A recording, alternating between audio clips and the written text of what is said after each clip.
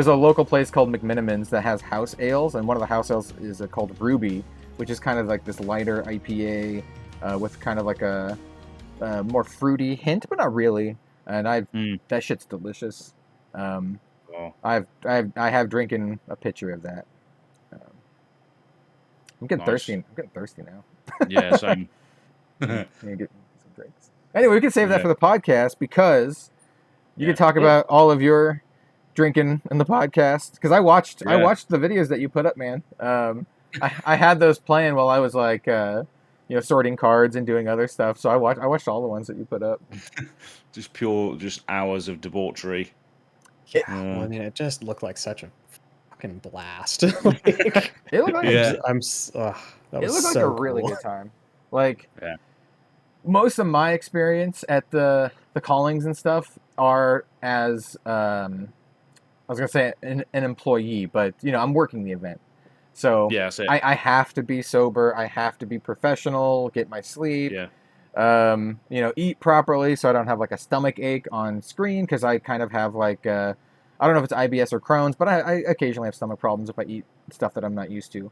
So I got to be careful. So I'm like at these events, I'm like kind of boring, right? I'm like, I don't. Yeah, it's different if you have to. It's definitely different if you have to work it. That's for sure. So yeah, it definitely makes sense. But if you're not working it, then you can go a bit looser, I guess.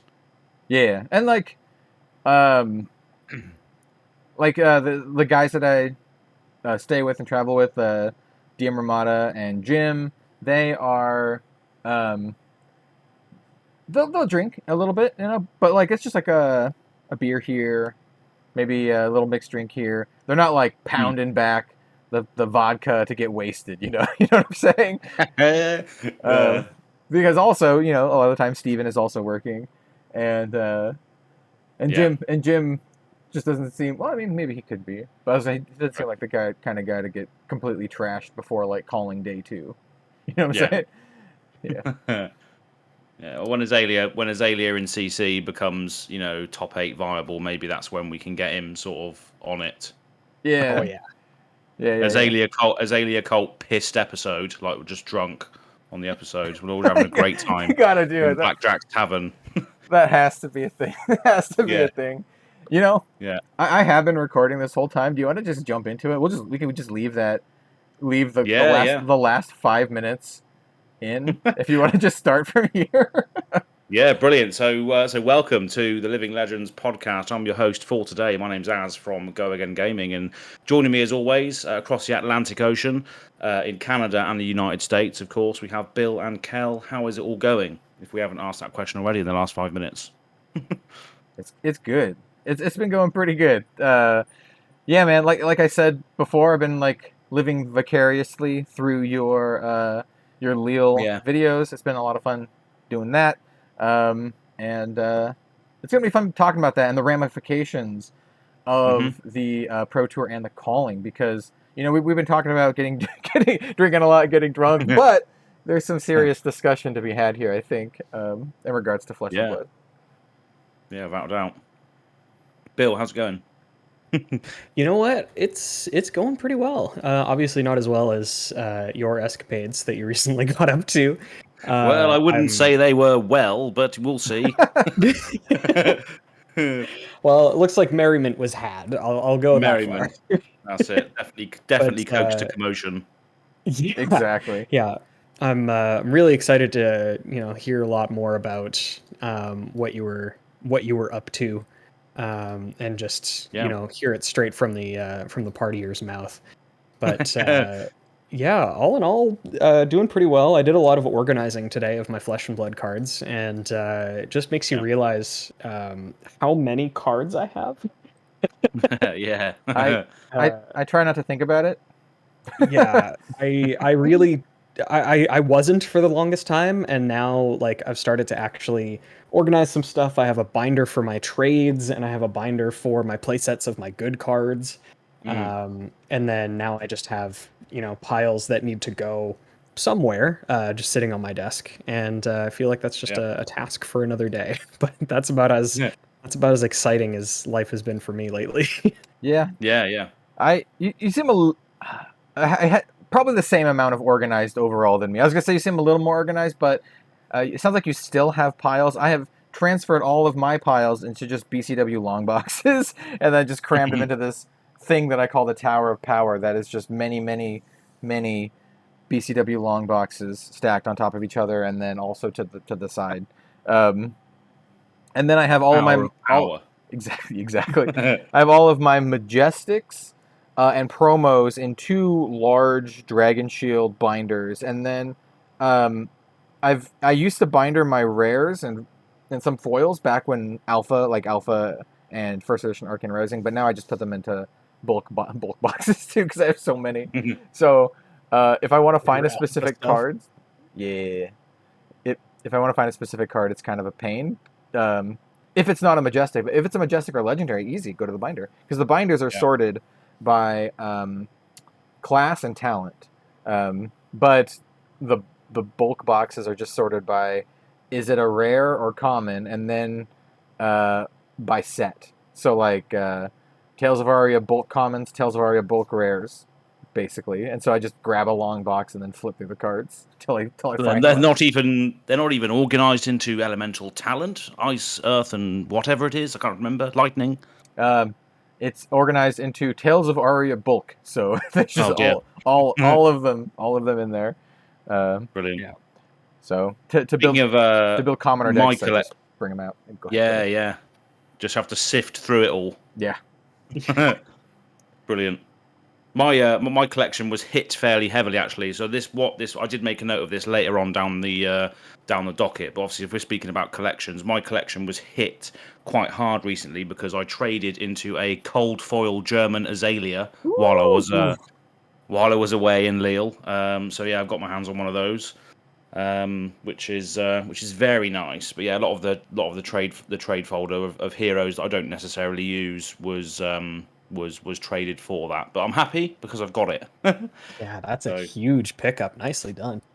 Yeah, so very, very, very happy about that. I believe you call that a spicy meatball or whatever the German equivalent is. Spicy bratwurst. Spicy bratwurst. Yeah. This is not a R18 podcast. No need to talk about spicy bratwursts. Yeah, we can speak about those, or the sort of mature and well-known English version, A Lovely Old Job. Yes, exactly. Oh, the classic. That's the classiest version that we could possibly reference. You're eventually you'll have to get T-shirts and apparel made that just say "Lovely Old Job" and it has like your face on it. Yeah, brilliant, lovely old job. Yep. So that was speaking about collections and Flesh and Blood in general. Yeah, mine took a hit recently with regards to that, but I'm very, very happy with the outcome. So, and actually, if we're speaking about collections still, while I was also in Lille, just while we're on the subject, I was also involved in a broker deal for another cold foil Azalea. So basically, when I got my cold foil Azalea, I posted it in my Discord and obviously the Azalea cult subsection and all of that. And the guy who you did the deck tech on, actually, Kel, the winning Blitz Azalea guy, Justin. Oh yeah. He actually reached out to us because he's on there at the moment. Still yet to do the interview with him, so I've obviously been busy. He said, "Oh, I'm really, really jealous. I really, really want one." And I was like, "I know someone who's got one," because I met the cosplayer Valera at the event, and she was cosplaying as Ira. Oh yeah. And she contacted me and she said, "Oh, I've managed to pull a cold foil French Azalea," and I was like, "Wow, I've just sourced a German one, but that's amazing. Thanks for thinking of me." And then a couple of days later, we'll get to this when we get to the overall timeline of the events. She obviously I heard about the Justin 1-in-1, and I reached out to her again and said, "Do you still want to sell your cold foil Azalea French?" And she was like, "Yeah." So I was the middleman in between a transaction here, which allowed someone to get a load of money for the Azalea and someone to acquire it for their own collection. So yeah, I was happy for Justin. Obviously, the first person to get Azalea Living Legends points now has got his hands on a cold foil French full art Azalea because of me. Because someone thought, "Oh, he's the Azalea person, the Azalea cult person." So yeah, I was happy about that as well. Speaking of trades and collections and all that sort of thing. Yeah, well deserved. Well deserved. So That's so yeah, awesome. So happy. made some people happy, which was good. But yeah, I love wheeling and dealing in Azalea's arsenals and what have you. Anyway, so Pro Tour Lille. So the stream was on. Did anyone manage to catch any of the stream at all, or any of the games that are being played over the weekend at all, or not? Fortunately, I didn't. I was just completely slammed with. I actually had some people from the company that I work for, had some higher ups come into Winnipeg for meetings, since I was doing a lot of handshaking and introductions. And that took up all of my energy. I think I slept in between absolutely everything else. Yeah, I bet. Pure social battery drained. Oh yeah. Yeah. Nice. I did watch a little bit of it. Not a lot of it live because it basically was streaming while I was sleeping. But it's true. Yeah, time difference. Yeah. but I did catch up on some things. I saw Pleasant Kenobi was on coverage for one round. I watched a bit of the top 8. It was pretty good and pretty exciting. We'll get to it later, but lots of Briars. Lots of Briars in the top 8. Yeah. Remind me a lot of the Singapore top 8, actually, for the calling in Singapore. What else? Yeah, it was pretty cool. Like I said, I've also watched a lot of your vlogs and that kind of stuff of the event and of the weekend, and I've been keeping up with it on Twitter, and yeah, it's been pretty cool. It seemed like a really, really exciting event. It was hard to tell, and I don't remember seeing anyone post numbers, but how many people do you think were there total? Oh, it's hard. It's hard to gauge. I think the calling alone registered 800. I think. Yeah, Pretty sure was the calling alone registered that many, but I don't know. It's hard to say. But yeah, it was a lot of people there. yeah, I don't remember exactly how much, but I saw some numbers around that, maybe like 600 or 800 or something. But I was just curious if you thought it broke like 1,000. I reckon so. People coming in and out, probably. Yeah, probably not all in there at the same time, but yeah, definitely thousands of people. That's really good. Yeah, it was. Yeah, it was great to witness it for the first time as well. I know we've had the first one, probably one of the most special ones being the New Jersey one, but it's just great to see a lot of the European community and obviously myself being able to get to it, because a lot of people couldn't get to New Jersey, and obviously this was the event equivalent to them to be able to do it. So it's good to see that they're doing it in different places, and this was Europe's version of the Pro Tour. So yeah, it was great to be a part of it, and it's not just for Pro Tour players either. It was it was absolutely stacked. I'm going to have some footage being uploaded within the next few days of like an overall timeline of what happened, because I did manage to get footage of certain things throughout the weekend. It just wasn't enough to make a full vlog episode, so I just spliced it all together in like a timeline form. So we'll see it all eventually, and we'll speak about it now. But yeah, there was so much going on for people of all levels, and there's some of the events and the side events that they had on were awesome as well. So it's good to see the support for people that don't want to play particularly competitively, but they still can win sort of ticks prizes, which you can then redeem at the prize walls, which were nice. I don't know whether they had that in NJ or not. Like, some of the best parts about that is just like going to like the artist booth and chatting with the artists, buying some like of their playmats, getting some signatures, that kind of stuff. I mean, for me, like the Pro Tour was awesome, and doing coverage of the Pro Tour was awesome, but just being able to meet like Federico Musetti and Steve Argyle was just like super, super cool. And if you're just like a fan of Flesh and Blood, and you can like financially make it out to the events, I really recommend it. Even if you're not like qualified for the Pro Tour or Worlds or whatever, there's always like side events and other cool things going on. I think it's worth it for sure. Yeah, exactly. And it speaks to us on this podcast because we like all things Flesh and Blood related. It's not just the Pro Tour for us. It's about everything else surrounding it, like the artists, and as you say, side events and funny formats and all that sort of stuff. Yeah, I mean, like 100%. Like I said, I was doing coverage. I was working the weekend, but I was like, I need to have time to go say hi to Federico and Steve Argyle. I was like, I need to go do this. Like, yeah, exactly. The big unfortunate thing for me for the weekend is I never really had a chance to chat with James White at all, but I got in all the other things, which is great. Yeah. What, New Jersey? Yeah. Yeah, in Jersey. James was so busy, and then I was busy. It was like the only time I got to see him was like once, and then he had to leave because Gem crashed or something. So. Oh no. So yeah. Yeah. I think I am the only person in Flesh and Blood who has met James White but doesn't have a picture with him. Yeah. I don't know if that's true, but I like to think so. Yeah, probably. But yeah, it was really, really good. I don't know how it compares to NJ because I wasn't there. But it was just the energy and the vibe of the whole place was brilliant. And as we just said there, it's for people of all levels, no matter where you might be or how good you are. You've got a place at one of these events, playing in some of these formats. So yeah, it was great. But with regards to what actually happened, the meta and all the top 8 and the heroes that are represented in the actual Pro Tour level. There's a graphic on screen here which basically shows that Rune Blades are still just absolutely rinsing on everybody. So a load of the meta was obviously Briar and Viserai, followed closely by Prism, who is now gone. But yeah, obviously Rune Blades.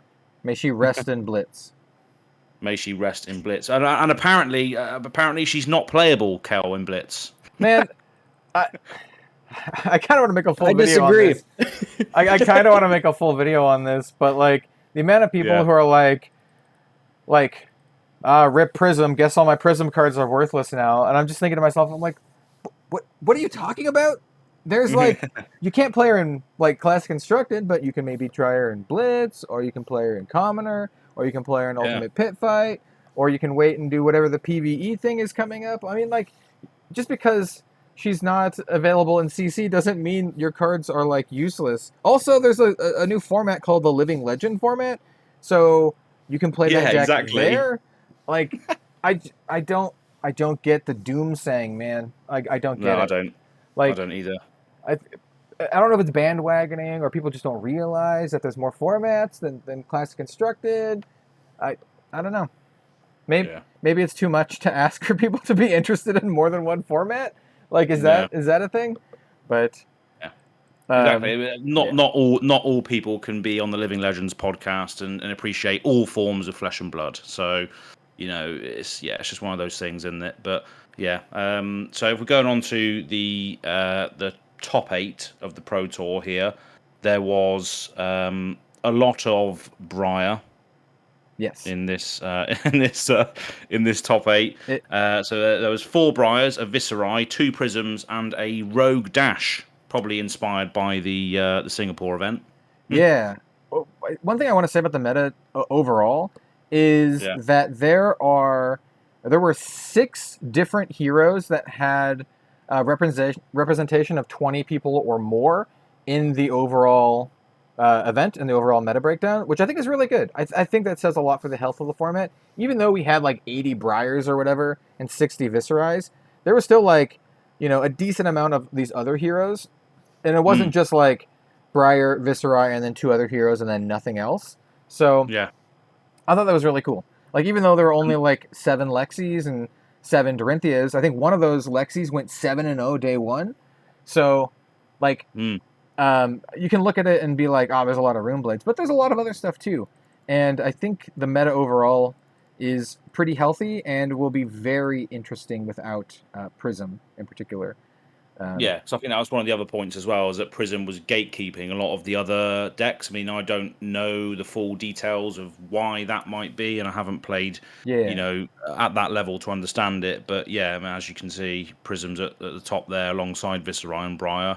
But now that she's dropped out, will it give other deck strategies the chance to go through? Yeah, so in a nutshell, I won't go into it too deeply here, but Prism had an incredibly good matchup against Guardian in particular, Oldhim and Bravo, and so much so where like it encouraged people not to play Guardian if Prism was going to be a very well-represented hero, and she usually is. And so without Prism in the picture, you can now have Oldhim and Bravo step up into the top tiers, and their presence there will make it very interesting because they could play very well against a lot of these aggressive heroes.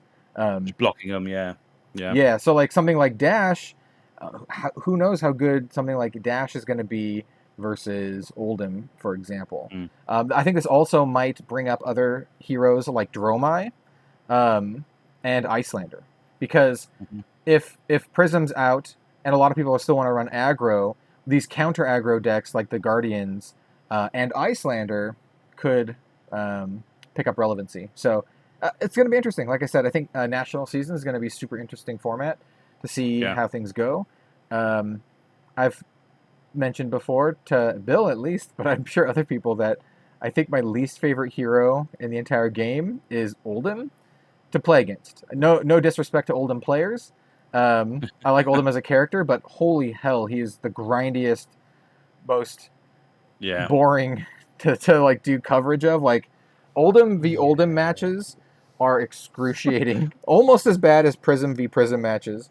But Oldhim v Oldhim matches, which I did a lot of coverage of last year at Nats and various other callings, it's brutal. It's brutal. So I'm a little afraid for the meta. I'm a little afraid for the meta. I had someone in my Discord say, like, don't worry, it's not the control Oldhims that are going to be popular. It's going to be the more proactive ones. And my only response is, I hope you're right.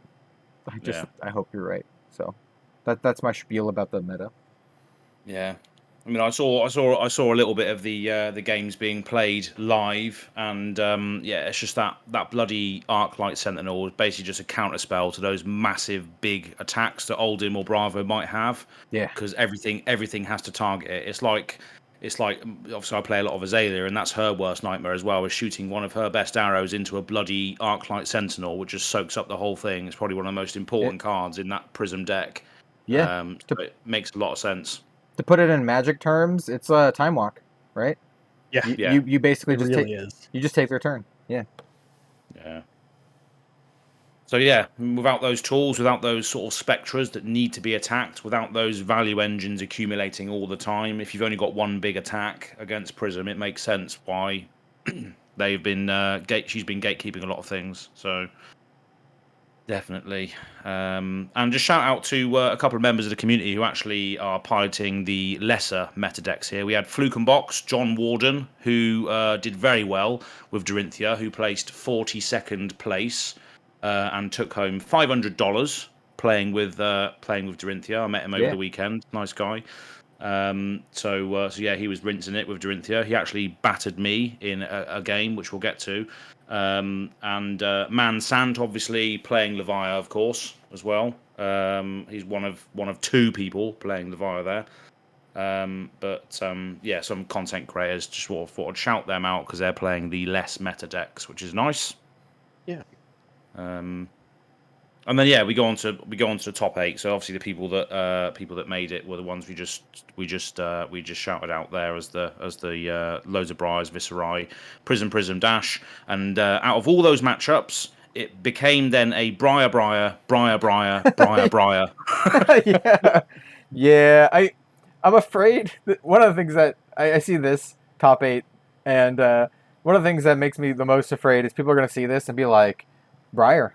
Like, I see all these Briars. Briars beat all of the matchups until it was all just Briars, and then Briar all day, and then they're going to be like, Briar's the best deck in the format, I should just net deck Briar. And so, even if Briar's not the best, I have a feeling that a lot of people are going to force Briar in the next competitive season. So much so that we'll probably see Briar Living Legend out very soon, because she's like in the 800s anyway. So, it may not be, Briar may not be long for this world, so yeah. Probably not. There's just too much value there, isn't there? She synergizes with everything in the game, basically, as long as you're playing the right cards. There's no stipulations as to what you need to play.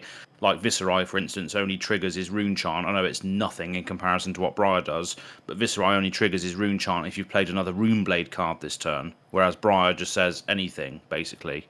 So, it's just... bit of a tough situation. So hopefully she will go soon. It's ridiculous to think how overpowered she was before she got her arted, and she's still smashing it. Yeah, I mean, like, none of her aggressiveness got nerfed. It was just her defensive capabilities, and so now she's just all face all the time and doesn't have the opportunity to go defensive, but she doesn't need to. She can just smash face as hard as she can. The more that I think about it, the more I think some of the problems that were present with Chain are actually here with Briar. A little bit different because Chain excelled very well into the late game with the shackle mechanic, but Briar being able to give things go again that otherwise would not be able to have go again. Chain kind of had played in the same space, and he living legend out pretty quickly. So it's kind of not surprising. The same thing is happening with Briar. It turns out breaking one of the core fundamentals of the game, giving go again to whatever, is good. Tends to be really good. Very much so. Yeah. Not bad. So obviously we spoke a lot about Prism being gone and what that means for the meta now. So do we think there's like room now for other decks to potentially come forward, like more sort of control-y decks and disruptive decks coming forward without the sort of gatekeeping of Prism? Do we think there's other decks that might come to the forefront now as a result of that? Do you think any other heroes that might see play? Yeah, like I just said, I think Oldhim, Bravo, Icelander, and Dromai all have a chance to go up a lot in the meta. You did say that, didn't you? Yeah. I know some people are high on Dorinthia, but I don't really see it all that much. I think Dorinthia's probably going to stay kind of where she is right now. And as much as... You know what? We could see Lexi coming in too, a little bit more controlling Ice Lexi maybe. But I think if you're going to be going that route, you might want to just head towards Icelander. But who knows? Yeah, well, I mean, Lexi was pretty popular, even just a couple months ago. There were a lot of people talking about it was a little bit of a slower ice version. There were people in my local meta that were playing it to pretty decent success. So yeah, I could definitely see with Prism being gone and not being quite the boogeyman that everybody has to prepare for, that would probably still, I think it could still put up some numbers. It's all down to the pilot though, for specifically Lexi, I think. Sequencing is just so important with Ranger decks, but I don't want to detract from anybody who decides to play Oldhim and Bravo because the decks are really fun, but the play pattern is pretty set in stone. It's you want to basically wait until you have a good opportunity to push in a ton of damage or a good on hit effect and block out until then. Yes, I had that experience at the weekend, but we'll talk about that in a moment. I do also want to say that if the Guardians get popular, it could also push the ice classes down a little bit too. Because I think they're really bad matchups into the Guardians. I don't think Icelander has a great time versus Bravo or Oldhim because they're running so many blues, and they hopefully will have Arcane Barrier in their loadout so they can just AB in and then just kind of turtle up. And they don't. I mean, who cares if they have Frostbite? All their attacks cost 1 million anyway. Yeah, exactly. Yeah, the ice mechanic might be irrelevant to them, as you said. The seismic surges cancelling it out and all that sort of thing. Yeah. Interesting. It's going to be interesting to see what happens. Obviously, nationals are going to happen. I think the English nationals are happening literally in a few weeks. So I don't know whether I can actually afford to go after I absolutely rinsed my money in Lille the last week. So we'll see. But yeah, it's going to be interesting to see what happens. So going on to who won the Pro Tour, this was Matt Folks from the United Kingdom. Actually, obviously he's a very good player, and he mentioned in his sort of winning interview that Fabled Academy did that Fab Online was his main resource for testing and repping his decks. So this is a point that we were going to discuss, I think, at length when we were chatting offline about this. But have you tried Fab Online yet? Do you think it might be a good tool for pro players to just literally grind out, what the best deck is and solve the format before or even going to a local game store? What's your thoughts on that, folks? I will let Bill answer first because I have thoughts about this. I mean, I haven't had any personal experience with it up to now. I've been kind of following the development of it. I follow the main Twitter account or whatever, and so I've seen updates as they implement new things. And it definitely seems like, not a bad idea, at least just as a resource, as a tool. But when it comes to, like you were kind of saying just near the end of that, when it comes to maybe grinding as many games as possible to solve the format, there are resources for this sort of thing for Magic as well, but it feels a little bit different in Flesh and Blood just because of how small the card pools are. And that maybe sounds like a little bit of a non sequitur, but I mean, it's a lot easier to solve the format when the maximum amount of cards you have to worry about is, for any given class, is it even 100 cards? Like like other than generics and whatever, you have this list of the playable cards. You have cards that you would never even consider, and you just discount those immediately. So really, you're looking at a list of about 100 cards. You sort of tinker and tool with it to see what the good ratios are in terms of your pitch values. And so maybe it is like too much of a step forward, but that I don't know. I don't know if I even know where to begin that discussion about like whether or not this is a tool that people should be given access to, because I mean, people are going to do it anyway. So if it happens a little bit faster, is that really all that bad? But I think I like the idea of it. Yeah. I mean, it's nice, like in a way, for people just to, people that are playing crap decks, for instance, like me. I have tried it. I tried it earlier today. So I can tell you that the interface is okay. It's good. It works. And I played against someone from Malaysia, Stormfront Games. He runs a local game store, and he was like, "Oh, is that Az from Living Legends podcast?" I was like, "Yeah." And he wanted to ask questions and wants to come on to this podcast at some stage. So that was great. That's a little bit of networking opportunity there for us. You said they're from Malaysia? Malaysia, yeah, that's right. That could be really interesting, talking about like the local scene over in Malaysia. And just like Asia in general. So we'll definitely speak about. I've got his details, so we'll speak about it in a future episode. But played against the aforementioned Oldhim Fatigue deck, and I was playing Azalea. Great, lovely old job. It was actually very, very close. I've got a very, very strange Azalea deck now that actually does quite well. I got him down to 2 life, and I was on 1. Nice. And I just couldn't get it over the line because the Rampart and the Crown of Seeds was just protecting 2 damage that I just needed to get through, and I just couldn't get through that. So I'm thinking about putting Chains of Eminence. Were you running Dreadbore? Yeah, I was. Yeah. Okay. So a lot of his D-reacts were turned off.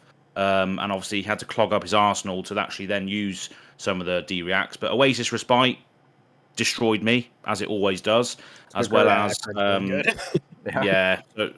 ridiculous. You can even play it against CNCs, which I've now added to my deck, and he still played it against those as well. Obviously Crown of Seeds prevents 1, and Rampart prevents 1 as well, doesn't it? I think Rampart of Ram's Head. It blocks 1, yeah. Yeah. So he could always have 2 block on board in a late game, and that is just crucial. I just couldn't get it through. But anyway, the experience of playing it on the internet is absolutely fine. It works. It's decent enough to sort of get reps in, and that's exactly what Matt Folks was doing. He was in his interview. He said he was down on the game. This online client is what got him back into repping it as much as possible. I spoke with Dalen Mack as well, and he said that he's a fiend for this sort of stuff. He's got the resources now. He can play online and rep these decks. So for the professional players, they are loving this platform right now, which is good for them, but bad for us, really, the people that just want to play it casually. Because as soon as more people jump onto it, our deck, I say my deck, probably won't have a chance in the future if everyone's using this. I have conflicted and somewhat dissenting opinions about this. I've been thinking about this a lot, and I've been thinking about making a video on this. I think it would get a lot of, I don't know if it would get a lot of hate or not, but I feel very mixed about Fab Online in general. So I think it's a good tool, and I like that it allows people to play the game who would not otherwise be able to play the game. So I'm going to put that out there first. I like that it gives folks the chance to play the game. As far as pros playing it versus casuals playing it, I honestly think a lot of those pros are going to jam a million games anyway. A lot of those pros will take the time off, and they will just smash tons and tons of games. This makes it easier for a lot of them, like you said, like you said, Dalen. But I mean, Dalen was like jamming like 20 games a day anyway. Now he's just going to be jamming like 40 games instead of 20. He's an absolute beast. But like, he is, yeah. But like, I think that part is fine. For me, I can't help but feel, and this is maybe this is just me being, an old man yelling at a cloud because I've been playing Flesh and Blood since the start. But I can't help but feel that this is a little bit of the antithesis of Flesh and Blood's mission statement. Like, exactly. They want people to play the game in the Flesh and Blood, and this is the exact opposite of that. So I am actually very curious to know what James White, Alan Hale, Chris Gehring, everyone at LSS, Robbie One. I'm very curious to hear what their opinions are of Fab Online and what they think of it, because for me, as someone who's a huge fan of Flesh and Blood and who really believes in their mission statement of playing games in the Flesh and Blood, this feels like it feels like it really goes against that. Yeah, and not only that, but obviously the Pro Tour Lille national champion has said in his interview that this was the main thing that helped him to win 25 grand or whatever it was at the Pro Tour, and he wasn't even playing with actual people. It was just smashing it against the computer. Yeah, he was playing against other people, but they were online, on this client, and that's again, as you said, it goes against it. So like I said, like I like that it gives people who otherwise would not have the chance to play Flesh and Blood a chance to play Flesh and Blood. I do like that. And I do think it's important. And but at the same time, like I said, I'm very conflicted. I feel like it goes against the mission statement of the game. So that's I can definitely get on board with that, especially because, like, as you say with Matt Folks, he attributes his success to using this resource. Does that then mean that to have a chance at one of these things, you have to grind 40, 50, 60 games a day online? Are you going to fall behind if you don't? Then it's sort of, I don't know, it's a weird discussion to have. Again, like I was saying, I'm kind of conflicted about it, but it almost to me then feels like people are locked into having to do this thing in order to prepare properly because the rest of the community is. They're, spending, I don't even know how many hours, like 8-10 hours a day testing out their decks. Like, if you don't have that intimate knowledge about your own deck that you're bringing, then, should you go at all, almost becomes the argument in my mind. Yeah. So, yeah, it's I think it very slightly leads to a feel bad. like I said, it's really tough because I know there are people who maybe even are similar to Az who live in a place where there's not a local game store very close, and you have to travel, or maybe you don't even have one nearby at all, and it gives those people a chance to play. But then again, you've kind of always had the chance to play via webcam. Because doing that's really cheap, to buy a cheap webcam and set it up. But I don't know. I'm very curious to see where this goes. I see more people every day jump onto this, and more people in my timeline, and I'm just sitting here. I'm like, I don't know how I feel about this. I don't know. And so a really short history lesson here. Flesh and Blood initially was super against any form of online play, period. This is pre-pandemic. When the pandemic hit, they panicked because they were a tiny startup game. This is back when only DM Armada and I were playing the game and no one else, basically. Yeah. That's not actually true, obviously, but not very many people knew about the game. They panicked and they were like, "Our game is dead. Like, how are we supposed to sell a game that's meant to be played in the flesh and blood during a pandemic?" And luckily at the time, there was a fan-made tabletop simulator mod, and they asked for. I think initially there was like some pushback, like LSS was like against it, but they came around to it and they gave it their approval. Like, okay, you can do this because it's needed. This tabletop simulator mod for Flesh and Blood. But I do know that they were very much opposed to it to begin with. And if it wasn't for the pandemic, I don't think they would have ever allowed it. And so if it wasn't for the pandemic, I don't think they would have ever allowed this either. And so with all of that said, I can't help but wonder what's going to happen to TTS and to this Fab Online when things are even more under control, because I know a lot of places are going back to normal, whether or not you think they should be or not, and that's just kind of how things are progressing. And like I said, I'm very, very curious on LSS's stance on all of this, and I think that they're put into a very tough situation here, where if they like clamp down on this, then they're going to be seen as like tyrants, right? If they like put their foot down and then put a cease and desist on Fab Online, the community is going to think they're like monsters.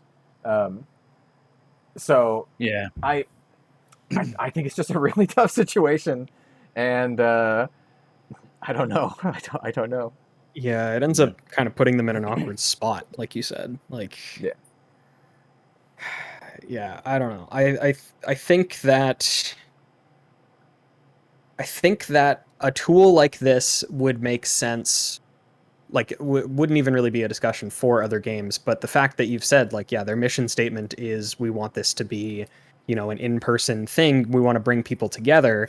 And now this, it's almost rewarding people, actually, like, almost very directly rewarding people for not playing together, just jamming decks against robots so that you can win 25 grand. It is like a fairly large departure from what their vision for Flesh and Blood is. So while this does, I think overtly to a lot of people, having an online client feels really innocuous, there is a little bit more to it than that. Like it runs a little bit deeper than just, it's somewhere where you can play online. Like you said, there's always the TTS mod. I didn't actually know the backstory that was something that they had kind of been hesitant about and sort of pushed back on. Which, but it is also something where they've almost set a precedent where it's like, well, TTS is okay to do this, why aren't we? And then, as you said, like if they do end up doing something about it, then they're kind of automatically in the position of the bad guy, which would make it even more awkward to sort of talk to them and be like, hey, maybe don't do this. Yeah. There's a lot of tough decisions they're going to have to make, and it's going to be interesting to see if that gets addressed in the future. Because it's just going to people, more and more people are just going to use it. People that are gaming the system to actually win money are of course going to try and get games in when they can to optimize their decks. So it's a weird one, but hopefully we'll get some clarity on what they might want to do or address it at least in the future. Hopefully. Yeah, it's actually one of the big questions I want to ask James the next time I have him on the channel or on this podcast, if we can ever get him on here. It's one of the things I would like to ask him. I legitimately would love to know his opinion on Flesh and Blood Online, and maybe to a little bit less of an extent Tabletop Simulator, but really interested on that. Definitely. But yeah, that's pretty much all of the sort of stuff we thought I would ask about just the general event and other things that have come up. But my experience was very much a fun one of the entire event, and I do have some vlogs documented for a couple of the days, but I just couldn't keep up with the so I brought my laptop and everything with me. I brought all of my setup with me. I brought cameras and stuff, like just in case I did a live stream and all that. So I thought I would have time to do all of these things. And for the first few days, when it was just me and some other friends that went there early, I could do these things. I could edit it and then upload it and all that sort of stuff. But as time went on, it was harder to sort of capture the content and release it and edit it and all that sort of thing. So I just thought I'd go through my experience now, like auditory, so people can listen to it, because it's going to be a few days before the actual videos come out. So I've got a few tales to tell about the experience if everyone's willing to sort of have a listen to the stories and the tales. Yeah, man. Yeah, go for it, man. I mean, like I said, I watched all the videos that you put out already. Yeah. So yeah, for people that haven't watched any videos or are listening to this on Red Zone Rogue and all that sort of stuff. So my experience with the Flesh and Blood Pro Tour in Lille started on Monday last week. So that's when we travelled up to Lille on the Eurostar. So we were coming from London, and there's a train that goes directly from London to Lille, and it gets there in about 80 minutes. So it was pure speed. We were there. Pretty good, actually. Yeah. Yeah. We were there before we even knew we were there. Basically, it just goes under the sea, in what's called the Channel Tunnel, and comes out the other end. Sort of 20 minutes, 25 minutes later, and you're in France on the way to Lille. That's pretty much it. So yeah, it was a grueling day. I had quite a lot of luggage, as I mentioned. I was bringing a lot of the camera equipment, so I had a whole bag full of basically laptops, microphones, cameras, all of this stuff in my bag that I was lugging around London and the train, and it was it was a bit of a grueling thing, but we got there in the end, luckily, and got all of our stuff in an Uber and got to the place where we were staying, which was only about sort of a 10-minute walk from the venue, which was ideal. Nice. So yeah, there was a lot of back and forth from the venue, and luckily we had a supermarket right next to us. Our apartment was basically like a little studio apartment, so we had like a gas stove, a fridge, freezer, where lots of beers and beverages were stored. So yeah, we just had a message from Bill actually saying that he's back, so maybe he dropped off for a moment there. No, we're good. Yeah, we're all good. Oh, okay, brilliant. So I was basically just saying, Bill, that it took us 80 minutes to get to Lille, and when we got there, we had a studio flat, which basically had a fridge, which is probably the most important part, because it had a load of drinks in there. That's it, really. Hey, man, Hell if yeah. you ever travel with me or know me, I'm a drink kind of guy. I'm not really big into the snacking and stuff, but I like to be hydrated. And so every time we go, I buy like a crap load of drinks. I'll buy like a bunch of them and just cram them in whatever little mini fridges in the hotel. So yeah, that's what I do. Yeah. So hopefully we'll have that experience in the future. Living legends on the road, lots of beers in the fridge sort of situation. So yeah, that was cool. And then we just spent the rest of the evening just having some drinks. We went to a restaurant called Holy Moly Burger, which was which was interesting. And there's a stupid clip on the video of this army bloke just walking in full army gear, holding a rifle. And then my mate was just like, "What on earth is going on?" Yeah, that's kind of nuts. That doesn't even happen here in the U.S. I know the U.S. is known for being like, all about the guns and stuff, but dude, people you don't walk around with a rifle like that. No. Like, that's weird. Yeah. Proper bizarre. We were just there having drinks and burgers, and suddenly this army bloke with a full-on beret and rifle just came walking in, looking at the burger menu like, "What's going on?" That was like a little intense. Yeah, it was surreal. And yeah, Pascal, the Swiss national champion, also known as Supper Worm on Twitter. His reaction to that was just hilarious. He just looked at the camera like, "What is going on here?" And he looked like in his eyes he was fearing for his life. But that's all available on my channel, so you can go and watch that. So all of this stuff that I'm going through now was documented, luckily. And then we just obviously after the burger, we went back to the hotel room, just got a bit more drunk, and we started playing Commander on the hotel room floor. So. As I mentioned, the full video of that is available on the Go Again Gaming channel, so you can go and have a look at that if anybody's listening to this.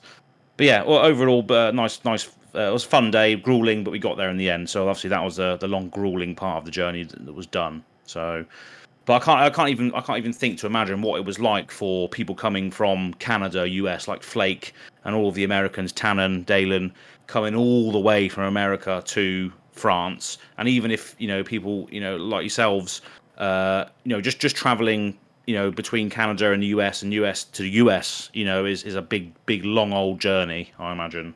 Yeah, I mean, like for me, going to both New Jersey and Orlando, it's like a 6 to 8 hour flight. Yeah. Yeah. So I mean, like, and I don't like layovers, so I just get nonstop flights because I'm like, Yeah. just take me there. I don't care how long. I just get me there. Yep. No, exactly. So I can't even imagine how hard it is for some other people to travel, but it was grueling enough just carrying all this stuff around for half a day and getting there. But yeah, so the next day was obviously Tuesday. So Tuesday was a bit of a chill day. So it was just literally walking around Lille, sort of getting our bearings, understanding where everything was, getting more drinks for the hotel room in some of the liquor stores there. And then we visited the local game store, and I did a little video with the local game store as well, which was Rock and Bowl in Lille. A fantastic French man was the owner. Yeah. I just love how you said a fantastic French man. Yeah.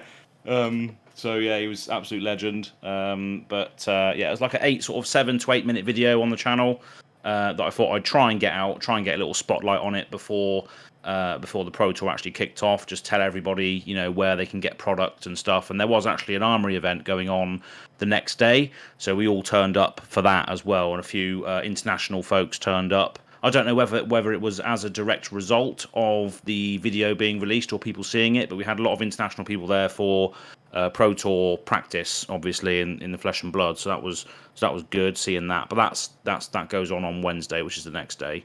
But yeah, again, the full shop tour, 7-8 minutes, again, is also available on the channel. But after the next few days, that's when the content started dropping off because I was doing lots more stuff. So then it went on to Wednesday. On Wednesday, we had me and Pascal, who's the Swiss guy. We actually planned to do like a bike ride around Lille, but what that turned into was more of a walking tour. Because there wasn't any bikes available that we could hire, and the app wasn't working for the ones that were available in the city centre, so we couldn't actually get on any of them. So it just turned into a bit of a walking tour around Lille, and we had some very strange random encounters as well. Yeah, I remember seeing that lady, that French lady, just kind of like yell at you for like 2 minutes. Yeah. She yelled at us for 2 minutes about something about recording in the church, because apparently it was a sacred place and we couldn't record in the church. And then she was like, now just messing with you or something like that. So she had us on the ropes for a minute or so, like, fearing for our lives, whether we was going to get chucked out or confiscated or what have you. But yeah, funny little encounter. That's why it's always good to have the GoPro on, because it just captures these random moments. So I think I am going to try and do more GoPro stuff at future events. The problem was with the GoPro is that it kept running out of battery, so I think I had some really dull batteries for it. Yeah. Because they weren't charging very well when I was charging them on the go. So I think they were just dead batteries. So yeah, GoPros are good. And then obviously the Armory event kicked off that day as well.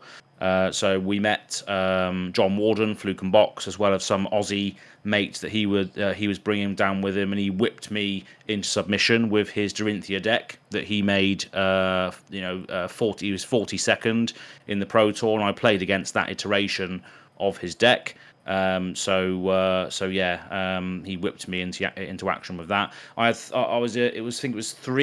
3 games that night. So one was against him playing Dory, one was against Oldhim, which was the first one, so that was a great time, and the other one was against Icelander. And I screwed up against Icelander because I completely forgot how Arcane Barrier worked. So yeah, I screwed up that. So yeah, I just lost all my games on that day, but it was a good time just seeing like Rock and Bowl full force armory event. And just seeing people of French people that are probably just there for their local Wednesday night being absolutely bombarded by international people. So yeah, it was great to see. And again, that's documented on the second video that I released, Vlog 2. But I haven't actually released anything after this point. So next day was Thursday. So we didn't really do anything on Thursday because that's basically when all of our friends came from different places, different corners of the world in the UK, and obviously Pascal had his Swiss friends come over because this is where everyone comes to the Pro Tour banquet. So everyone was coming to that, and normally, like people like me that haven't qualified for Pro Tour or what have you, aren't normally allowed to go because you haven't qualified. But I'm not sure whether this was the same for New Jersey. But in this event, you were the Pro Tour players were allowed a +1. Oh. Was that the same at New Jersey or not? Do you think? It was a little different. So Pro Tour players were allowed in, and then like I was allowed in because I was like technically staff because I was on the coverage team. All right. Because I wasn't actually sure. All I know is that James White literally told me to go. He's like, "Hey, we're gonna have this thing. You should go to it." I'm like, "Okay." So I went to it, but I didn't have like a formal invitation other than like James telling me, and I just went and I'm like, "Hey, I'm not sure if I'm allowed," and the person like immediately recognized me and like, "No, you're good. Go ahead." And I'm like, "Okay, nice. cool." I'm like, "Okay, cool, cool." Whereas like everyone else had to wait in line. I got to skip the line, which is cool, showing a little bit of my privilege, I guess. Nice. Yeah. But I do know after a certain amount of time they opened it up for everyone. So like after an hour or whatever. I don't remember what it was, but they just started letting people in. Yeah. That's fair enough. Yeah. So with this one, it was I think all Pro Tour players got a +1 because I think you had to sign up for it. And then if you signed up for it, you could say whether you're bringing a +1. And Pascal, the lovely man that he was, allowed me to go as his +1. So obviously I was allowed in. So it was a Pro Tour banquet, and that was good. So it was just meeting people from all over the place. There's a load of UK people there as well that I know, content creators, Push the Point and Steelfer, and other people that associated with the UK scene were there. So that was good. That was it was good fun. And we got a lot of pictures as well, which did make the rounds on Twitter. It was quite a good little post, and obviously that was with a picture with Pleasant Kenobi, Vince, Flake, and myself. Yeah, so I saw. I think you have like your hand on Flake's back. I do, yeah. Yeah. I'm just like petting him. Yeah. That's another one of the pictures that I got a lot of FOMO from. I was like, "Aw, look at these great gentlemen." Yeah, because you retweeted it, didn't you, and said, "Oh, look at these lovely folks" or something. Yeah. I mean, I consider all three of you friends. So I was like, are all people that I've met in real life outside. Well, I haven't met you in real life yet, but I talk to you every week, so I kind of count that. But yeah, I think it would. Yeah, it was cool. Yeah, it was good fun, and also got a picture with James as well, and he gave me a bit of spicy information. I said, I was like, "Oh, you go again," and I was like, "Yeah, that's me." I was like, "Oh yeah, thanks for the opportunity to do the Azalea spoiler or whatever that is." And he was like, "Well, this is part one of a 2-step process," and that's all he told me. So part one of a one of a 2-step process. So is she going to get a talent eventually? Probably. That's probably what it means. Okay. Surely. Okay. I mentioned this at the end of my Emperor video talk, and not very many people watched the whole video, but I was like, this sets a precedence for other characters, and I can totally see Azalea being a Ranger Assassin.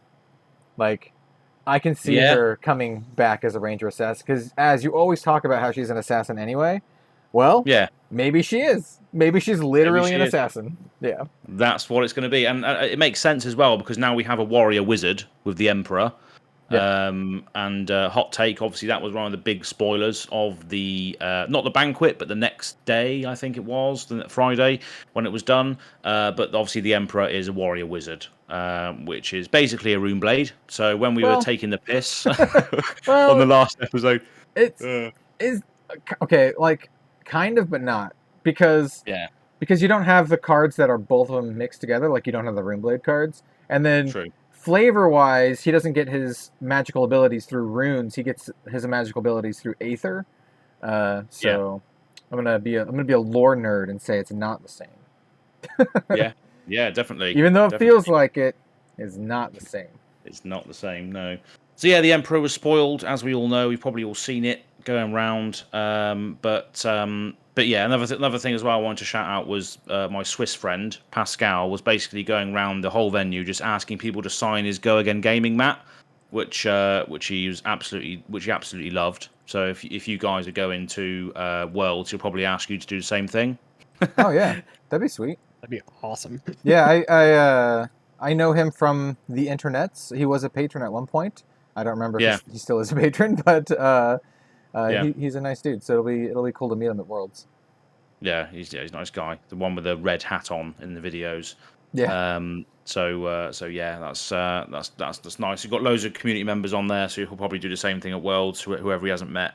But yeah, that was Thursday. So yeah, that was just great just to see everybody there in the flesh and blood finally, just loving life, having a few drinks. They weren't alcoholic drinks, but it doesn't matter because I was already pissed at that point. So yeah, it was a good time. Nice. Sound like a good time. Yeah.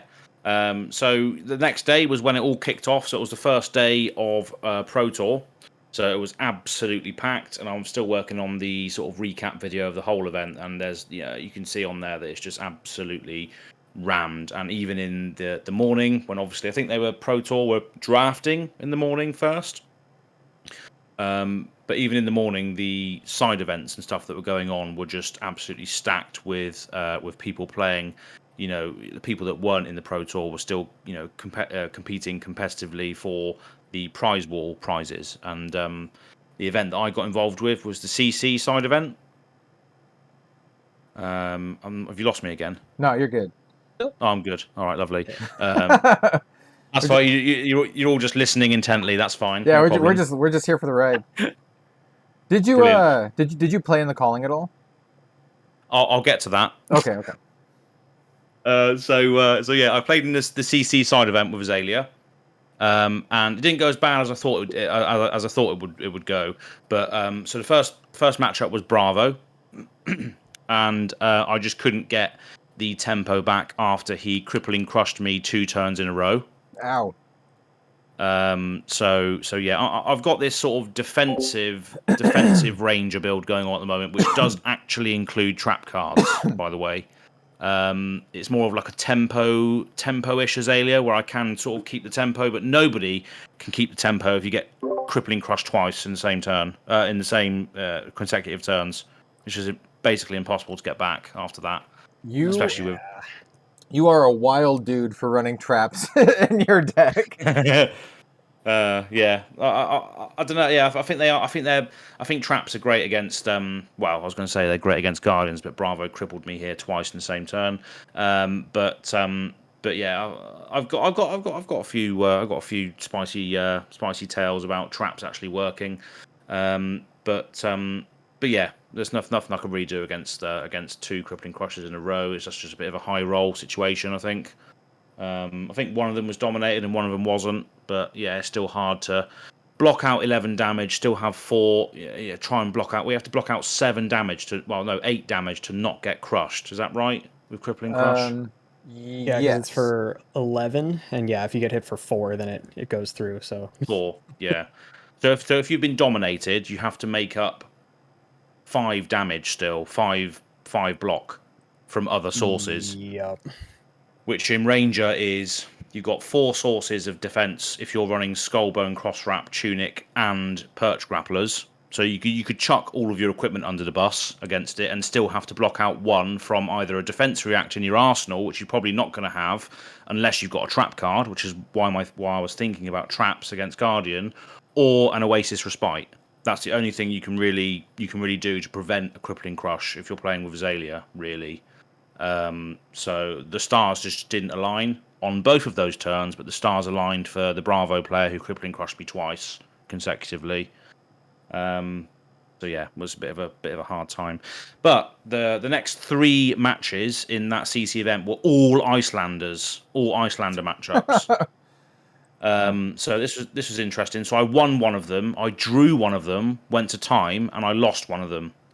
So the win and the draw were both similar lists. And I think they were both using the Sigil of Permafrost, which is a defense reaction, which Dreadbore just eliminated straight off the bat.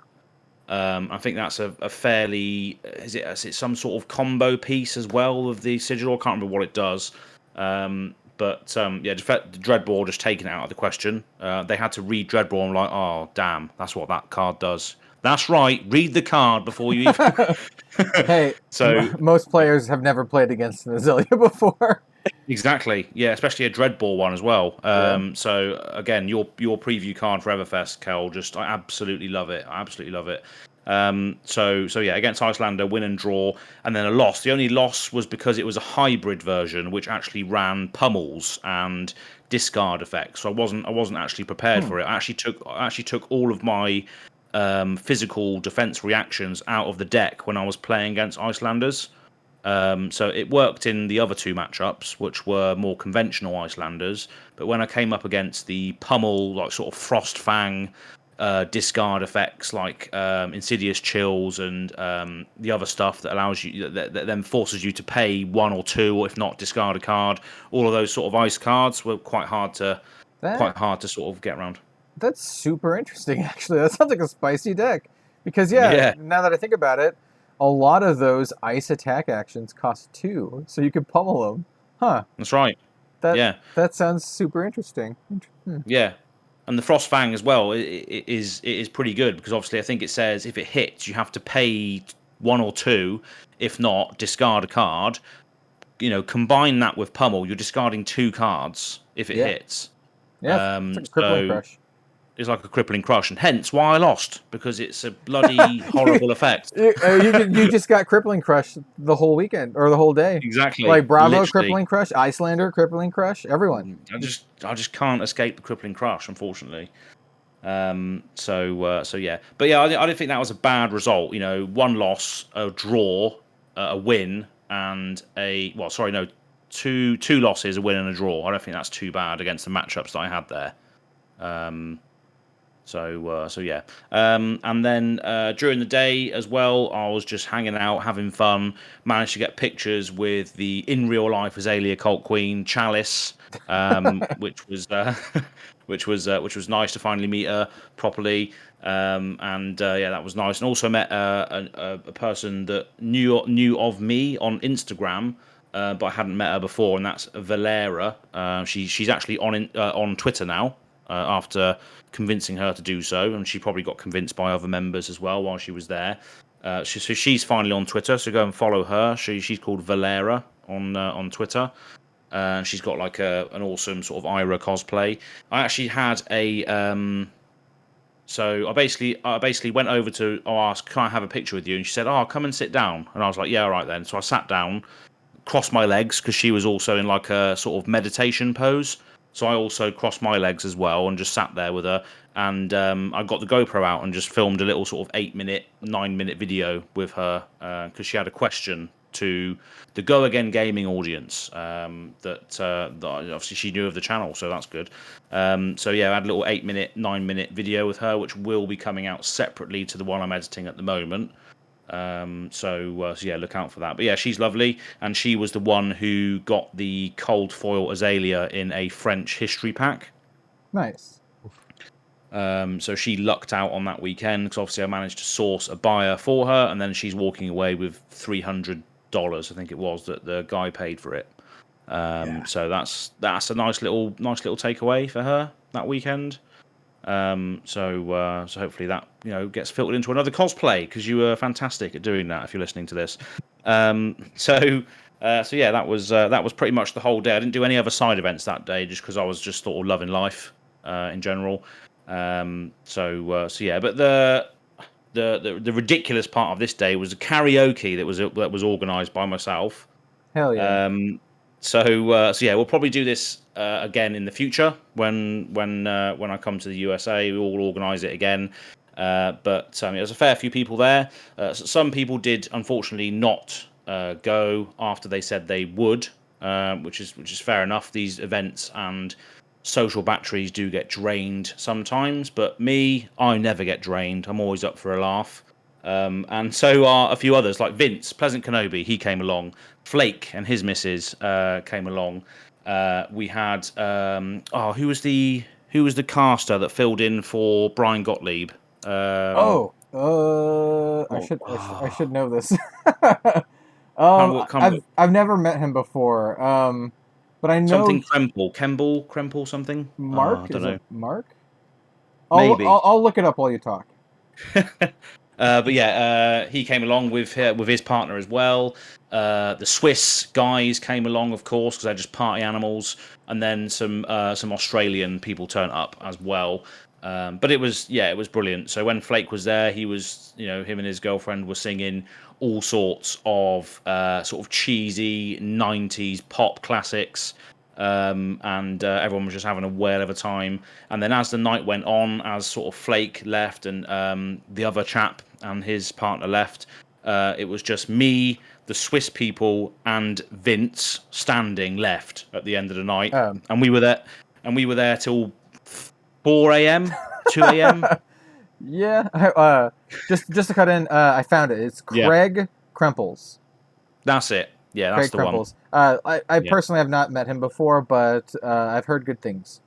Yeah, he was great. He loved it. He was having a great time, and rightly so, because it was absolutely ridiculously fun. But yeah, I mean, after they left, obviously they had professional duties the next day. So, Vince did as well, but he didn't know this at the time. But I didn't stop him from ordering about 79 margaritas. My man, like This is a small tangent, but yeah, that sounds. The only time I met Vince in person was at the professor's place, and everyone else except for another guy named Zach, I think, had left, including the professor, and it was just me and Vince, super drunk, talking about Warhammer. Like, and do you know what he did on? Do you know what he did on this trip as well? Until like 2 or 3 a.m. Like, what? Talk about Warhammer? Yeah, he did. Yeah. He's a good dude, man. I look forward to seeing him again and talking with him and stuff. There have been some murmurs on Twitter because I asked him like what he thought about Lille, and he said he loved it, and that he is looking forward to seeing me and maybe doing casting or something. And someone said, Vince or Pleasant Kenobi and RZR casting at Worlds, and then Vince immediately tagged James White and the Flesh and Blood Twitter account. So. I don't know. I would like it to happen, but we'll see. We'll see. Yeah. Oh, I pray that it does. That would be a good combo. I mean, I didn't get to watch the stream that he was on because obviously I was at the event, but apparently he was very well versed in obviously TCGs. Of course he is. A lot of it does translate over to what's going on, and a lot of the people who were watching it said that it was a nice refreshing take on the cast because he was still fairly new to the game.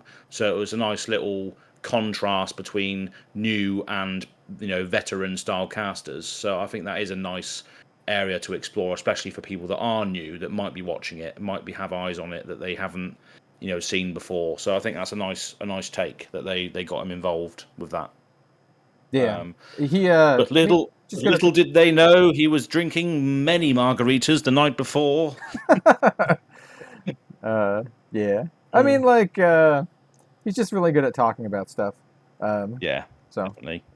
Yeah. So yeah, that was a great time, and what was really surprising as well was the song choices that he requested. He was into sort of Fall Out Boy, Kill Switch Engage, and he did have some pipes on him as well. He's loving life. And he said to me when I invited him to it, he said, I'm happy to go out for drinks and food and all that sort of stuff, but I just hate karaoke. You would not believe that if you saw the videos. Okay, I gotta ask: has any of this been recorded? Yes, I recorded a bit of it. Yeah. Dude, are you gonna put it in a video? Yeah, I'll put. It's only a little bit of it because I didn't manage to capture. I had my backup GoPro on the side that was recording, but it was a rubbish angle, so it didn't actually get. It got a little bit of me and Flake sort of hugging each other, singing a song, and then it also got a bit of other stuff. But the main sort of snippet of Vince singing Fallout Boy at the top of his voice is on my phone camera, which is like a little selfie mode. So, so yeah, I did capture it, and it was hilarious. Oh, dude, I can't wait to see it. Yeah, it's just ridiculous. It's just it's hilarious. And you know, some of the song choices as well that they had on there. I mean, I typed in because I'm a massive metalcore fan, right? So I typed in "Asking Alexandria," which is one of my favourite bands. And I used to be in a band like metalcore singer. And I typed it in, and one of my favourite songs came up, and it was a karaoke version. I was like, "What is going on here? This is ridiculous." So I requested it, and then it was like being in a band like 8 years ago. I was just like screaming and singing, and at the top of my voice, and it was just such a great release. I was just high on life that day. So yeah, Dude. it was brilliant. Hey man, Yeah.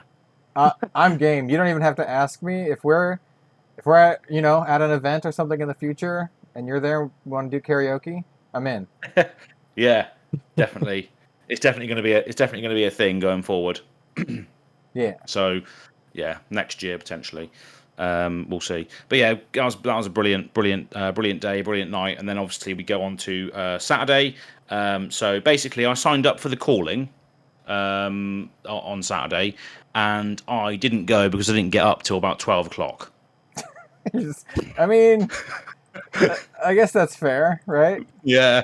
I got so drunk that I missed the calling that I signed up for. So that was $65 down the drain. I mean, you're loving life a little too much. Yeah, exactly. But hey, that is such a great tale that it doesn't matter to me that I missed a card game event. I'm there for the life. I'm there for the good times, and I think that's what people will know me as now. Is just a person that likes to have fun. And doesn't take everything too seriously. But yeah, we did play in some side events. I don't know how long this has gone on for now, but it'll be fine nonetheless. So we're me, Vince, me, Pleasant Kenobi, and my mate Toby, who was also on the vlogs, played in a team sealed event. And this was so sick. Team sealed history pack it was. So yeah, it was great fun. Obviously, there's a smattering of cards for all sorts of different heroes. The first 8 heroes, I believe, Arcane Rising and Wraith.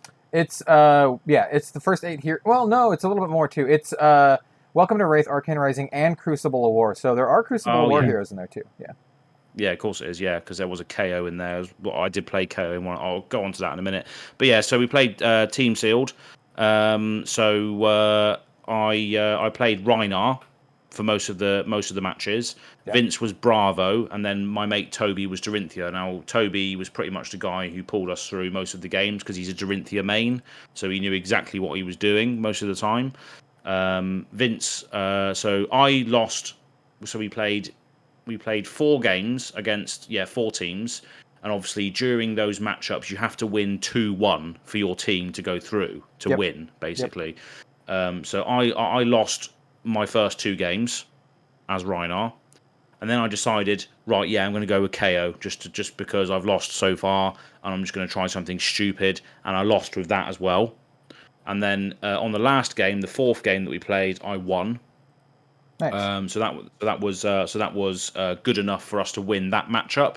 So Toby won, I think. So we won the first game 2-1, second game 2-1. We lost the third game 3-0. So all of us lost in that third game, and then I won my game, and Toby won his game, and Vince lost on the last turn. So luckily, I came in when the team needed me to roll well with Reyna to get us the 3rd win. So we went 3-1 in that event, which was quite nice. So yeah. But that's good fun as well. So it's really, really good to play because you've got a nice little smattering of cards that you can build, with a lot of heroes. So I really, really enjoyed team sealed. Yeah, man. I love team events. They're some of my favorites. So much fun. Yeah. I mean, it's definitely high up there with regards to experiences that I've had. Is the team sealed? It's so much more dynamic than just 1-on-1. Because you're all sat there in a line. And you're seeing what's happening, to your teammate, and like he's going to lose. That means I have to try and do something to maintain the score, and it's definitely a nice dynamic. You can even good strategy is like maybe have, because I know at least at the team calling, you can talk to your teammates. Yeah. So having someone in the middle who's very well versed on the meta is really good, because it allows both other side people to be like, hey, what do we do? You know, that kind of thing. Yeah. Unfortunately, they put me in the middle. So I think Nice. Steven should have been in the middle. Well, in terms of Probably, yeah. knowledgeable, he knows more about the meta than me. But we put me in the middle because we expected to go against Oldhim, and my Lexi deck, I teched my loadout to go against Oldhim. And I did. I won against the Oldhim that I played. But anyway, I love team events, and I would absolutely love to do a Living Legends team event. That would be so cool. Have you? Both of you guys. That'd be awesome, man. Yeah, I'm down for that. Yeah, it's just a matter of time, really. I think. But it's definitely a nice way to play. Definitely refreshing as well, and that's what's good about the side events as well. You don't have to take them too seriously, but they are very, very refreshing events away from the competitive nature of it. I mean, don't get me wrong, it is still competitive, but it's a lot more fair because everyone's drawing from, some of you are going to get, swole boxes, obviously, but it's still fairly even across the board because you're having to use what you've got. But another event I played in that night was a Shapeshifter Sealed.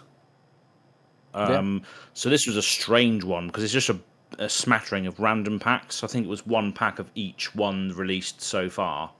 So Welcome to Rave, Arcane Rising, Crucible of War, Tales of Aria, Uprising, and what's the other one? Monarch. There's Monarch and Everfest. Okay, yeah, so maybe it was 7 of each. There are 7 sets currently, not counting History Pack. Yeah, maybe we had 7 sets, 7 boosters each then potentially.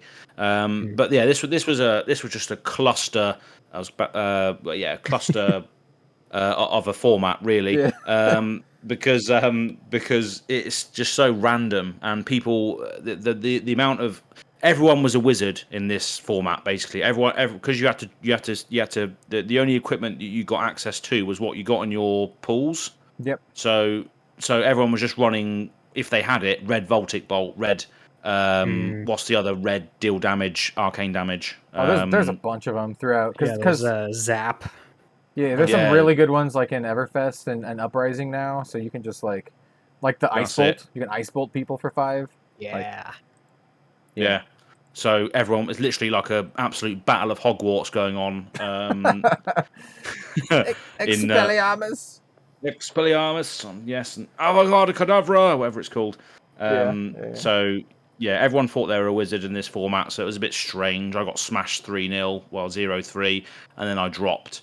And stupidly, I booked a Ultimate Pit Fight event at 7 o'clock, and this team sealed, not the team sealed, the Shapeshifter was at 6. So I booked 2 events and completely forgot that UPF was at 7 o'clock and just completely missed it. No. No, it's a bit of a shame. I didn't get to play any UPF at all, like in the structured side events, which is a bit of a shame. UPF, in my experience, my favorite format. But when I play at events, I always die. I always die first. Yeah. They're like, kill the content creator. Yeah, they're like, who should I attack? Attack Red Zone Rogue for 10. I'm like, all right, I guess. Here's then. Yep. Who should I send the arcane damage at? Throw it at RZR. I'm like, okay, I'll just die. Yeah, exactly. So, it's a funny format, but the Ultimate Pit Fight, it is great, but the Shapeshifter is a funny format. But I'm glad I dropped because it was basically. That was it. I was done for the day then, pretty much. I missed UPF as a result of playing in this absolutely ridiculous format where I was just getting burnt by wizards, wannabe wizards everywhere. I just pretty much dropped after that and just like, I'm going to go back to the hotel room now. This obviously went on. Obviously, the Shapeshifter sealed started at 6, and after 3 rounds, it was probably around about 8 o'clock maybe. And hadn't had any food for ages. So I was just like, I need to go get some food now. And then on the way out of that event, I bumped into Flukenbox, John Warden, and he was like, Az, what are you doing, mate? And I was just like, well, I'm about to go home. And he's like, oh, come out with us. And I was like, yeah, all right then. Here we go. So we ended up in a nice little ale house called Locale. So it's a nice little play on words, like Loke Ale, Locale. Yeah. So yeah, we ended up in there, and we was basically in the presence of French Pro Tour players and Aussie Pro Tour players, just all sat around a table, just discussing stuff and having a great time. So yeah, I'm glad that I did drop because John was outside waiting to get an Uber and he was like, "Az, what are you doing?" So yeah, I'm glad I did do that. I didn't suffer another round of the shapeshifter because I ended up there having another drink. I wasn't going mad though this time, so I had a drink at Locale, and then he was like, "Oh, we need to go get some food," and I was like, "Yeah, I'm on that." So we ended up going to, I think it was a restaurant called Trolls and Goblins, which was like a board game Let's go. game shop. Yeah, like a board game shop / restaurant. Yep, They're those like all these. we got those here in Portland. Oh, have you? Oh, nice. Yeah.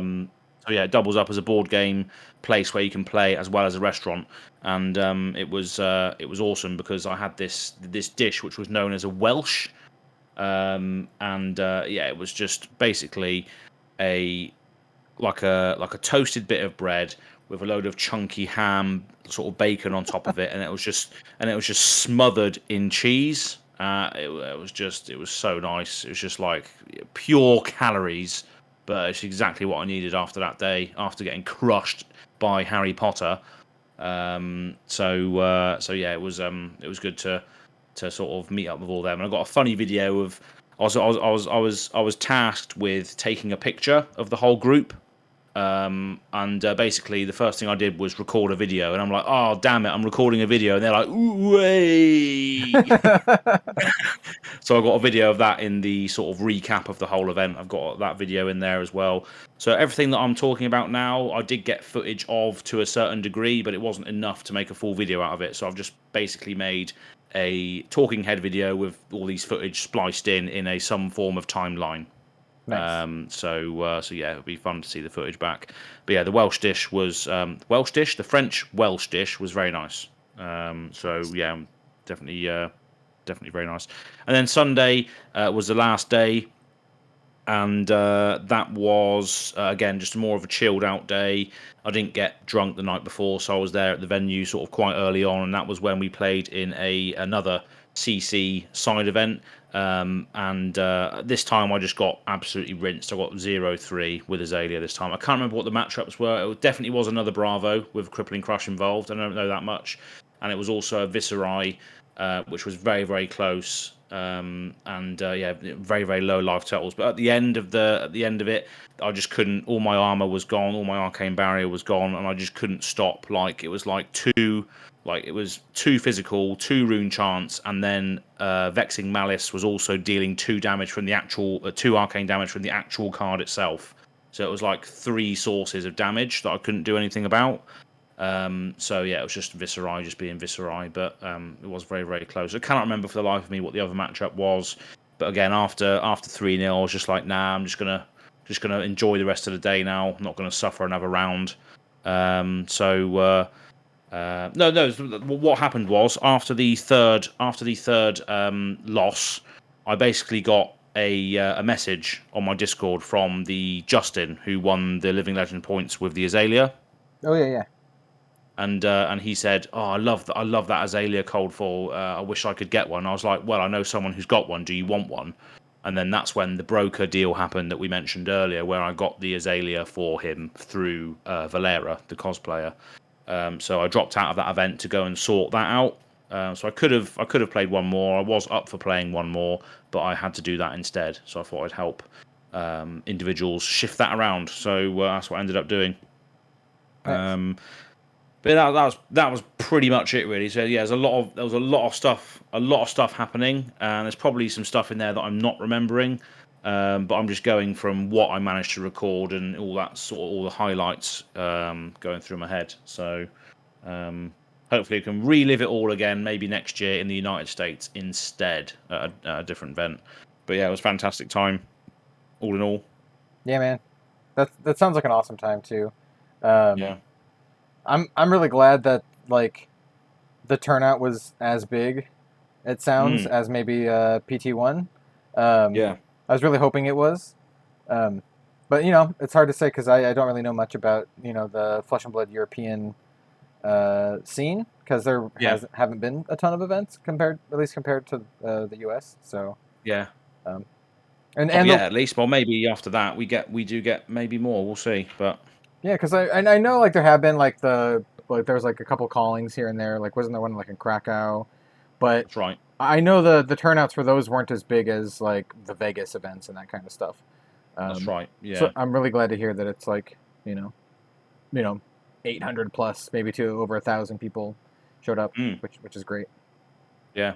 So very, very good stuff for European community. There's obviously a lot of international people there as well, but it's just good to see that a lot of the European community turned up and we're having a great time, and that spells success potentially for other calling-esque events similar to Singapore. Maybe we'll have a calling in the UK. That would be great. Or maybe another one in Poland or something, somewhere that's within reach of the Eurostar, which was so good. Like the travelling from London to Lille in 80 minutes was just dreamy, really. So yeah, there's a few questions on here. I mean, we've pretty much answered a lot of them. These were from people in my Discord that I sort of solicited, but one of them is from Capolo, who I think he forgot to sign up for the calling in New Jersey and missed out, I believe, was one of the things that happened to him there. But he's asking, are we going to see the Living Legends full cast at Worlds? And I think I've answered that already, but I can't go to Worlds. But are you two going? Are you both going, or? No, I think I'm out of vacation time and travel funds for the year. Yeah, same here, really. That's fair. Yeah, I'm going. I'll be at Worlds. I don't know in what capacity. Like, I don't know if I'm going to be doing coverage or anything like that. But I already bought my tickets, and I already signed up for the event. So I'm good to go. Jim has already booked our rooms, like he always does, because Jim's awesome. So, yeah, nice. We are good to go. I think we actually might have an extra room that might be getting taken. I don't know. We don't know who else coming. So I know I'm gonna go. I think there's a good chance that DM Armada's going. Jim from Fab TCG Cards, obviously, and then our good friend Ian Kenderdine from New Zealand really wants to go as well. I bet. But I don't think we know yet if he's going to be able to. It's expensive to travel internationally. Yeah, it is. Yeah, that's it. I mean, you just have to. I know it's going to be Fab Worlds and what have you, but there's always going to be more. This game's blowing up, and you just have to, as an individual that might work sort of normal office hours and all that sort of stuff. You need sort of to allocate vacation. You have to just sort of choose your battles where you can. So that was my trip for the year, was Lille. So next year I'm going to try to get to the US to see everybody and you guys and what have you. But well, I don't know about you, Bill, because you're in Canada. But hopefully we can reserve some of your holiday as well. I have an idea about that. We could talk about it maybe later. But I think we can maybe make some. I think we can maybe make something cool. I don't know. We'll see. I just want to say to folks out there who are still listening to this, if you do want to go to any Flesh and Blood event this year and you haven't gone yet, definitely go to Worlds. Unless you qualify for Nationals or something and you're going to go play Nationals, obviously. But if you just want to pick one and go to it, go to Worlds. It's going to be huge, I think. I think LSS is really going to throw out all the stops on this one. And it's gonna be really, really special. Also, what was the other thing I was gonna say? Oh yes, sign up for it if you plan on going. Don't wait, sign up for it now. Like Pro Tour 1 sold out. Pro Tour 1 sold out. This one is probably gonna sell out too because it's bigger than that. So yeah, like don't wait and assume you can get a ticket at the door because you probably won't. It'll probably sell out. So I just saying that now, like everyone who listens to this and then doesn't, and then they can't get in, it's their own fault. It's your own fault at this point. So it's growing that quickly. It's just it's great. It's great for the game for that reason. But yeah, just do it when you can. If you're thinking about it, just book it. Just do it. Do it now. This one's a nice one for me personally. After traveling to New Jersey and then to Orlando, it's like the furthest distance for me, still in the continental U.S. I went to Vegas. Vegas was a nice little trip for me, but flying to San Jose is like super nice. It's like an hour or something. It's like it's a really nice flight, and then I booked the flights early enough, and they were really cheap. So my round trip is less than $300 first class, because I was like, you know what, I'm just going to do first class, because it's like not that much more expensive. So I'm just going to be really comfortable, and it's going to be a really nice trip. So I'm really looking forward to it. If you can make your travel arrangements more comfortable, it does definitely sort of ease the pressure if you are going over long journeys. So it's definitely worth considering. Yeah. I mean, I'm a big guy. Like, even if I was, lost my college weight and I was fit again, like I was when I played basketball, I'm still not small. Like, I'm kind of a big guy. My shoulders are wide, and so like just cramming into the airplane seats is just awful for me, man. So doing first class is nice, so I can actually be comfortable and not smashed in with a bunch of other people. I feel like a sardine, like just crammed in with a bunch of other sardines. But yeah. Well, that's pretty much all we've got on here. There's a few questions. We'll try and address this one, because this one's from a person I met at the event, and this is from Seba Koraji.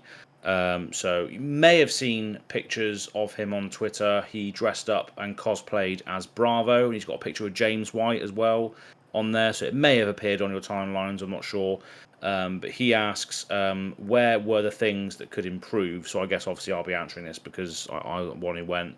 I think there was a lot of people complaining about the time as to when things started, because I think in France, the breakfast and food places don't open until 9 a.m.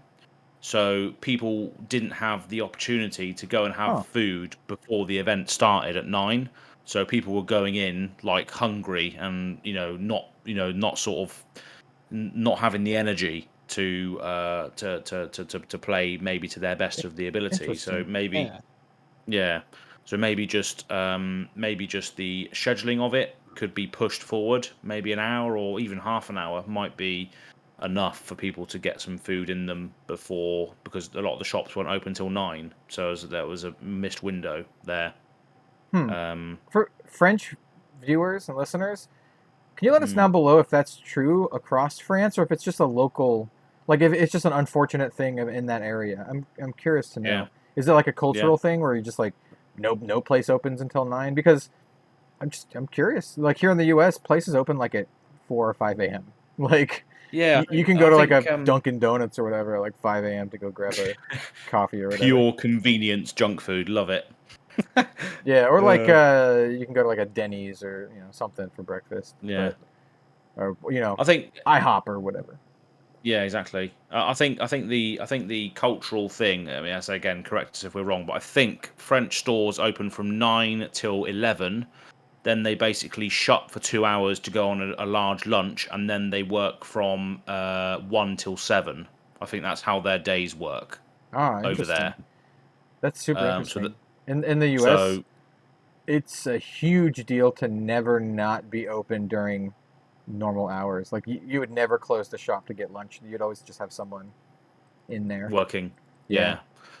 So I think it's different for restaurants and places that serve food, because from the hours between 11 and 1, there needs to be things open for people to eat in. So I'm not sure whether that's just the standard office retail hours that are in France. But between sort of 9 and 11, that's when stores open. So that's probably why they were missing their breakfast, because there was nothing open at that time before then. So yeah, that's a scheduling thing that a lot of people in higher positions than us can work out for next time, if that is the case. And he also goes on to say, this will be the last question of the or last statement of the podcast today. He says, because he won the cosplay competition, Seba Korji. Nice. And he got the Taylor card. But what he's saying is, me personally, I would love to have some transparency as to how the cosplay competition was judged.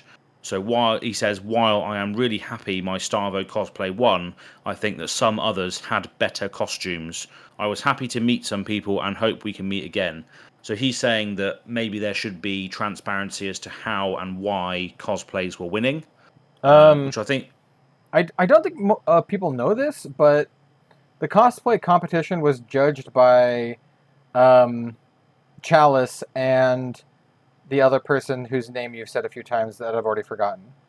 Valera, yeah. Yeah, the contest was judged by both of them. That's how they chose it, and it was up to them to decide based on their own criteria. So I don't think there's any set... it's just up to the judges, right? So they just chose who they liked the best, I think. Yeah. Nice. Yeah, and that's if the cosplayers are doing the judges, and obviously you've got a nice sort of opinion from those that are in the space. So obviously both of those cosplayers, I believe, were invited to go to the event. So yeah, definitely got the accolades to judge said competition. Because they did the same thing in New Jersey. I think it was Olivia and Christine Sprankle were the judges for that one. Oh yeah. Nice. Well, there we are. That's it then, really. So that pretty much answers that. But yeah, thanks for submitting questions. Everybody else, maybe we'll address those on a future one if they're not relating to Pro Tour stuff. Yeah, that was pretty much Living Legends podcast for today. A bit of a longer one, I believe, but just because I was just ranting for hours on end about my experience. Well, there was a lot of stuff that you did, so... There's a lot of stuff that I did, yes. So I've been Az from Go Again Gaming, and a lot of these events, as I said, will be on the channel within the next few days or so. But yeah, it's been great speaking about it. So yeah, I'm Az from Go Again Gaming. You can find me on Go Again Gaming YouTube. I'm very, very close to 700 now, so hopefully we can get there imminently. And obviously I'm on Twitter at Go Again Gaming AZ. So go and have a look on there for Twitter posts and stuff. Kel, I'll throw this one over to you first. Az21K. Go subscribe to Az. Yeah. Good there. Let's get Az to 1K before the end of the year. We can do that, right? I think we can do that, hopefully. Oh, easily. But I am not Az. I am Kel, also known as Red Zone Rogue. You can find me youtube.com/RedZoneRogue. Twitter.com/RedZoneRogue, Instagram and Facebook as well.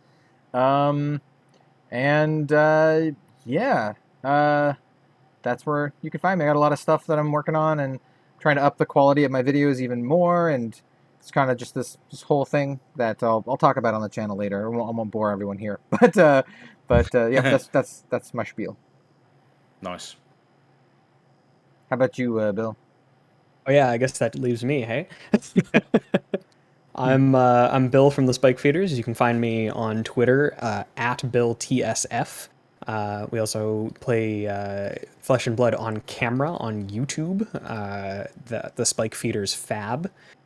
We have live gameplay content. We do, I think our bread and butter basically right now is a gauntlet series where we have one deck that we pit against 5 different decks, just sort of, give them room to explore different matchups and stuff like that. It's a lot of fun. We're actually somewhat soon. I don't know when the first episode's going to come out, but Kel is going to be a guest on, I believe, just the next one that's coming out. So feel free to check out our channel to see a commoner gauntlet. It was actually a pretty good time, if I say so myself. Yeah, Nice. I'm playing one of my favorite heroes. I won't spoil who it is, but yeah. Cool. You have to go check it out first. Yeah. Cool. Epic. So yeah, Thank you very much go for, subscribe to them too. Yeah, definitely subscribe to everybody if you haven't done so already, because we're all lovely people. So yeah, that leaves pretty much it. So for the Living Legends podcast, what number is it? I don't know, but still, it's been a this great one time. is, are we 12? Something like that. 12. Something like that. 11 or 12. I think it's 12. Yeah. But yeah. Yeah, but yeah, have a good time. Thanks as always for everyone who's listening to this now or in the future, wherever you might be out there in the big wide world listening to this. Thank you very much. And it's been a bit long overdue, and therefore a bit longer than what you might come to expect. But hopefully we can get it back down to a regular thing next time. Definitely. But yeah, thank you very much as always, and we'll see you on the next one. Yeah, See you thanks later, everyone. everybody.